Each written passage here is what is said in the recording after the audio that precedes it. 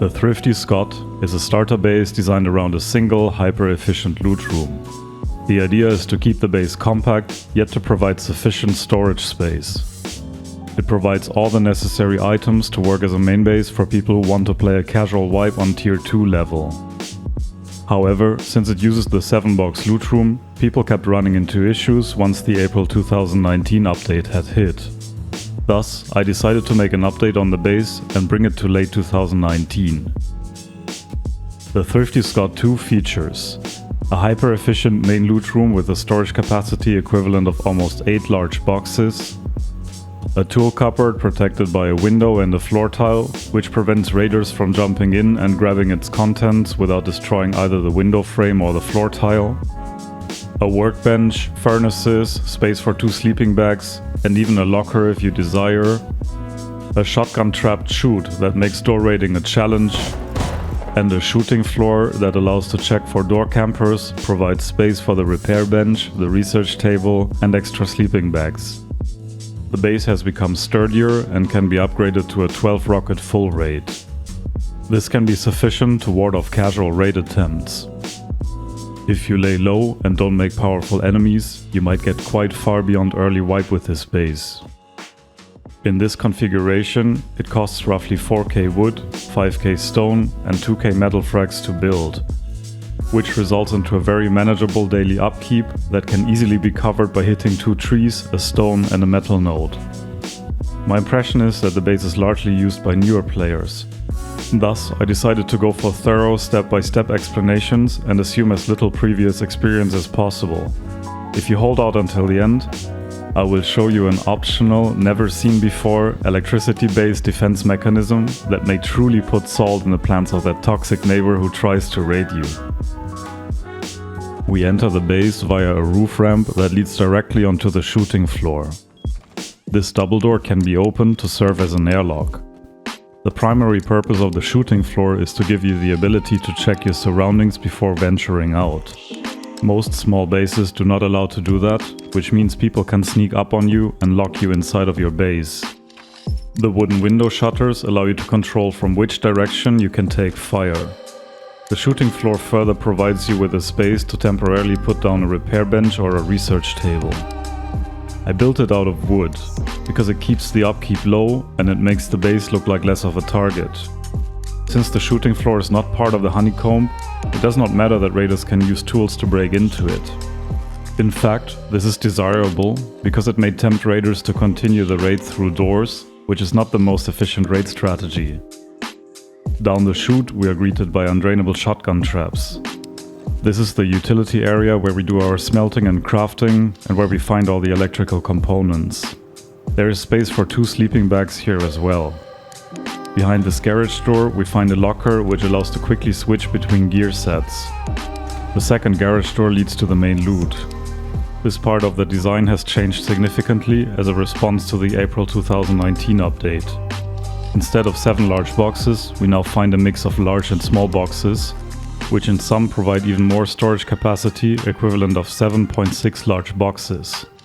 To access the tool cupboard, take out a hammer and remove the reinforced glass window.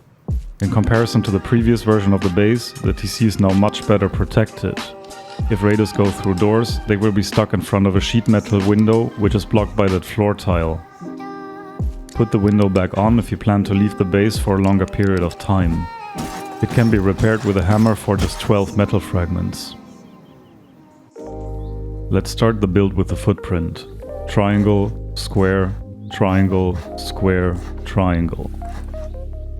Later you will add a square here and a triangle here. Just verify that the land allows you to place them, but do not place them yet.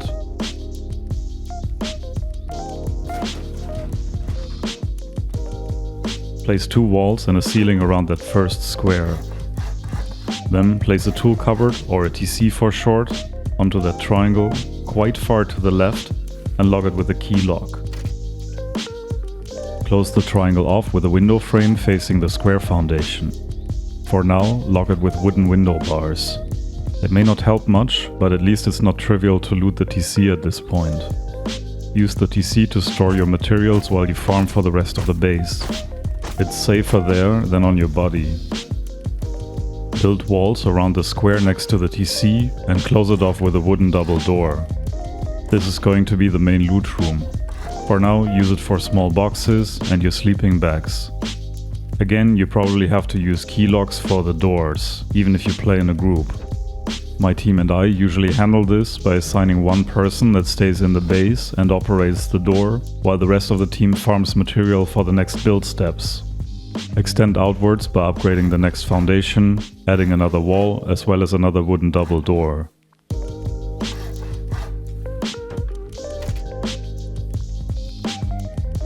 Then upgrade the second square, build a single door facing the last triangle and walls around the rest of it.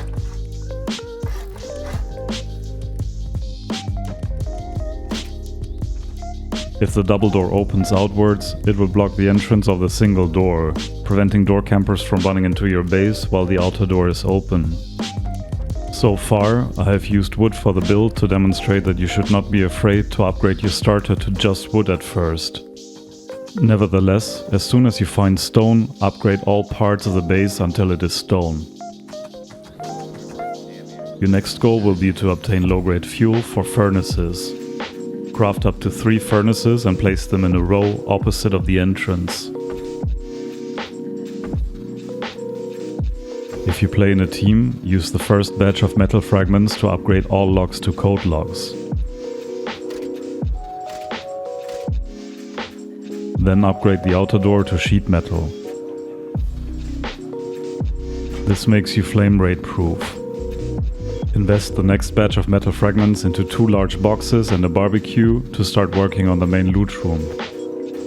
Move the sleeping bags in front of the exit and pick up all the small boxes. The placement of the boxes may be easier if you temporarily remove the double door. Place the first large box as close to the right wall and as far back as possible.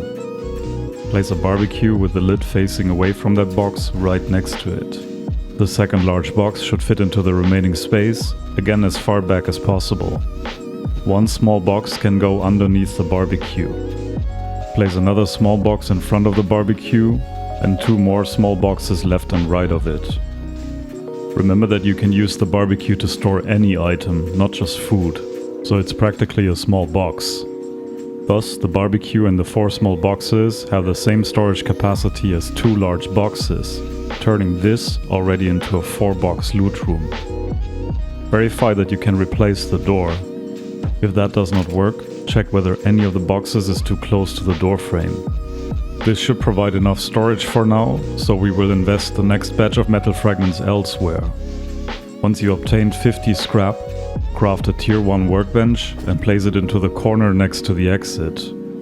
The next 600 metal fragments should be invested into sheet metal double doors. If you cannot place one of the doors, check whether items are too close to it and pick them up. Replace them after you place the door.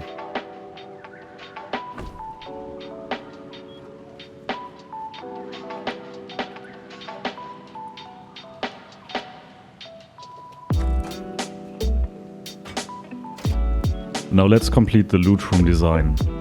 Head outside and locate the outer wall of the loot room. Place a triangle foundation, a half wall and a floor tile made out of twig. Head back inside. Thanks to the twig floor tile, we can now place a square floor at half height. If the floor tile does not snap into the triangle immediately, move a little bit left and right, back and forth until it turns blue. Upgrade it to stone. Now head back outside and demolish the twig construction. To complete the loot room, remove the double door. Jump onto the shelf and place a twig triangle here. This will make it easier to place some of the boxes. Push your avatar against the right wall and place a large box as far to the right and as far to the back as possible. Next to it goes another barbecue, again with the lid opening away from that box. Then add the second large box and a small box underneath the barbecue. Finally, place one small box in front of each of the large boxes.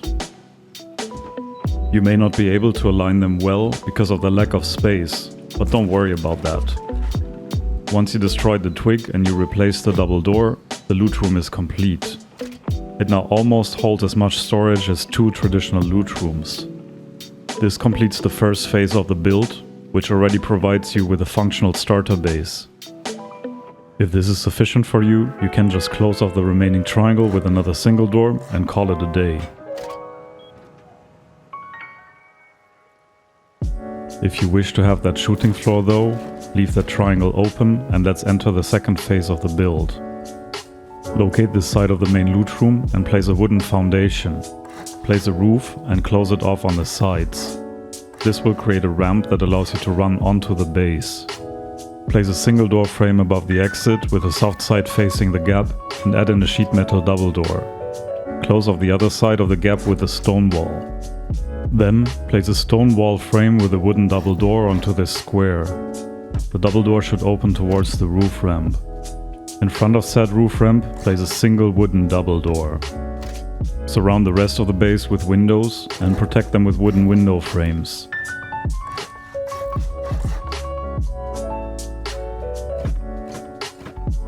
I would also recommend to add wooden window shutters on the inside, so that in a firefight you cannot get targeted from all sides at once. For the ceiling, I would recommend to use stone though. Otherwise, the whole roof can be opened too cheaply with splash damage.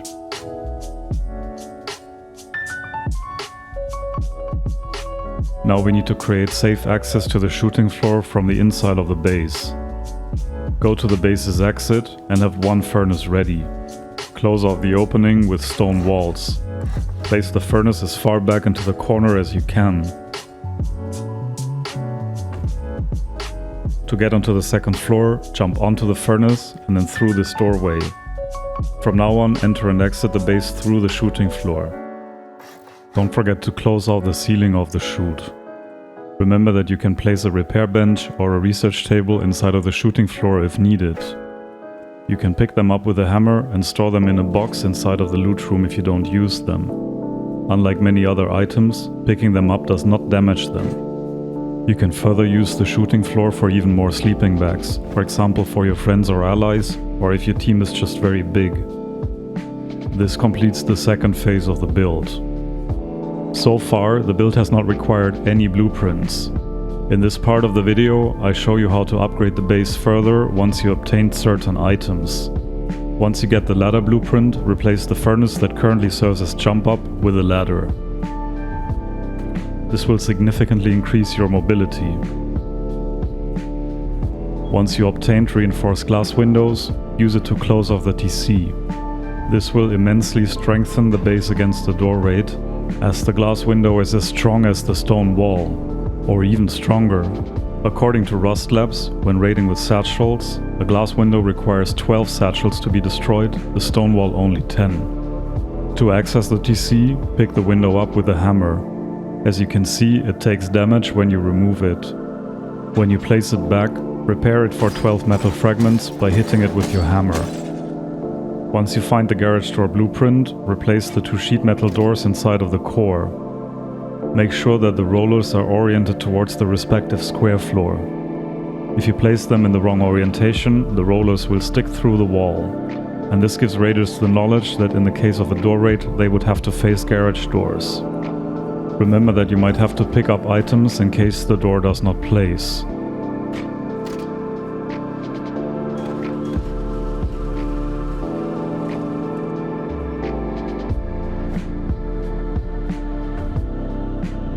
As long as those wall frames are stone, they remain visible from the outside, again giving raiders vital information about the inside of the base. We therefore upgrade them to sheet metal. Thanks to the reinforced glass window and the garage doors, a full raid via doors is now 38 satchels. That's enough satchels to blow through a stone and a sheet metal wall. Thus, we should upgrade the walls to match the strength of the doors. I'd recommend to start with upgrading the triangle of the TC. The foundation and the rear wall can be reached from the outside. The ceiling, the other wall, and the window frames from the inside.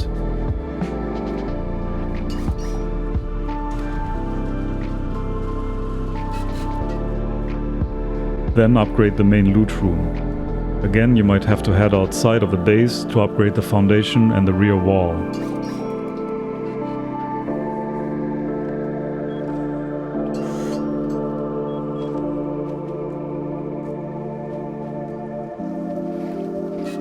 Also, upgrade the floor tile as it prevents raiders from accessing the TC compartment. To push the cost of raiding through the walls beyond the door raid, also upgrade the triangle in front of the loot room to sheet metal.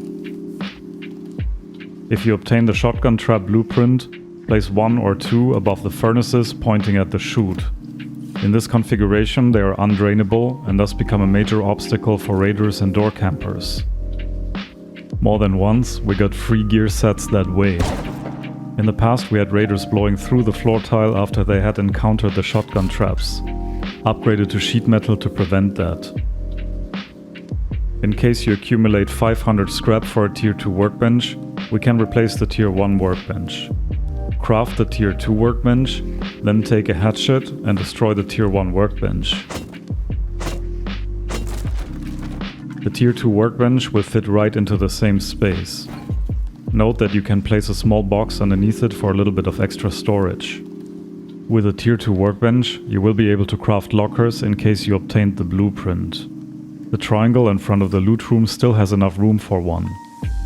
The reason I'm such a big fan of lockers is that they allow to pre-arrange gear sets and equip them with a single click. This is great if you want to return to a fight quickly without going through countless boxes. With all the upgrades we made to the walls, the cheapest full rate is to use splash damage to blow into the TC compartment and the main loot room at once. That would require 400 explosive bullets or 8 rockets. To prevent this, here is an optional upgrade. Upgrade the floor tile above the TC to armored. No worries, the upkeep this creates is just 1 high qual per day. Then, locate the back wall of the TC and build 1 stone enclosed triangle behind it. Raiding the TC now requires a minimum of 600 explosive ammo, 33 satchels or 12 rockets. However, you are now left with an empty triangle, which other players can use to camp your shooting floor. Thus, you should move the perimeter of the shooting floor. Surround the empty triangle with 2 wooden windows and add window frames and wooden shutters.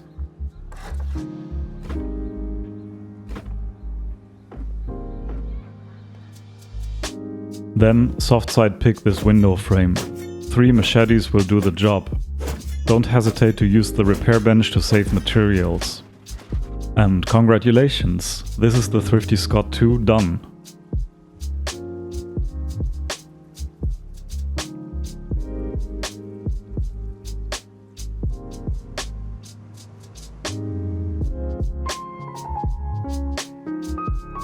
One more thing. As promised in the beginning, I wanted to show you an electricity-based counter-raid mechanism. And this is how it works. Flip this switch when you go offline and the door above the chute will open. Let's imagine a raider that has just used 4 satchels to blow out the sheet metal door on the bottom of the chute. He now wants to go and check for traps, so he places a ladder and carefully climbs down inch by inch. The heartbeat sensor picks him up and resets the switch. The upper door of the chute closes and locks the raider in. There's very little he can do now. In panic, he jumps down and gets shredded by the shotgun traps. First, we're going to build a circuit for the backup battery so that we have power day and night. We will use the wall above the furnaces for the electrical components. Best remove the shotgun traps for now. Place 2 electrical branches, 1 blocker and 1 ore switch. Build onto the roof and place a solar panel that faces north.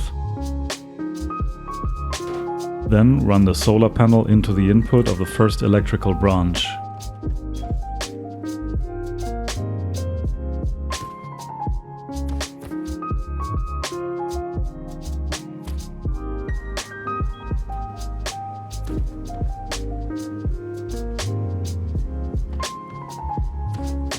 Now find a spot for the electrical battery. Go back to the electrical components, press E on the first electrical branch and set the branch power to 6. Run the branch out into the ore switch. Run the power out into the input of the second electrical branch. Set the branch power of that second electrical branch to 2. Run its branch out into the side of the blocker. Run the power out into the input of the small battery.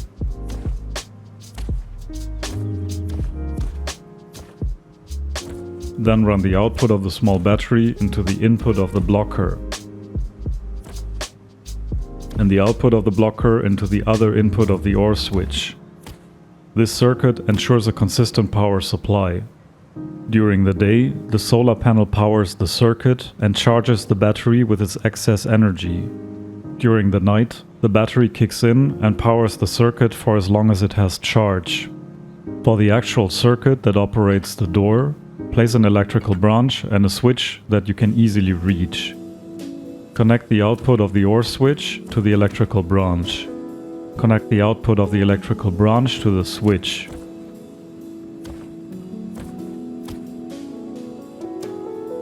Place a door controller somewhere far up in the chute and pair it with the door. Run its cable to the output of the switch. Ideally, try to match the location of the cable of the solar panel so that it does not reveal the existence of a second electrical item. You can now use the switch to remotely open and close the door. Before we continue, we might want to conceal the door controller a bit better. Thus, on the shooting floor, create a twig construction at half height to place a triangle at half height inside of the chute. Upgrade it to wood only, as you might have to destroy it later to pair the door controller again with the door if the door gets destroyed in a raid. You can use this floor tile for a barbecue and a small box. These serve as great drop boxes as well. The last part is to automate the door closing. Therefore, we need to find a good spot for the heartbeat sensor. Remove the left furnace and place the sensor low against the wall. Locate the last electrical branch, set its branch value to 2 and connect it to the power input of the heartbeat sensor. Then connect the power out of the heartbeat sensor to the switch off connection of the switch. Equip the hammer and long press E while pointing at the heartbeat sensor. Set it to exclude authorized. This means that the sensor will only trigger for people who are not authorized on the tool cupboard. Once you're happy with the setup, place the furnace back. No worries, the heartbeat sensor won't be blocked by the furnace. Lastly, put the shotgun traps back on the ceiling and repair them. To activate the trap, for example when you go offline, simply flip the switch. The Thrifty Scot. A sturdy starter base that can very well serve as a solo duo main base for lazy farmers, given that you don't intend to progress beyond tier 2 items. I hope you appreciated the level of detail of this comprehensive walkthrough. May the base bring you safely through the wipe. Until then, Evil Wurst out.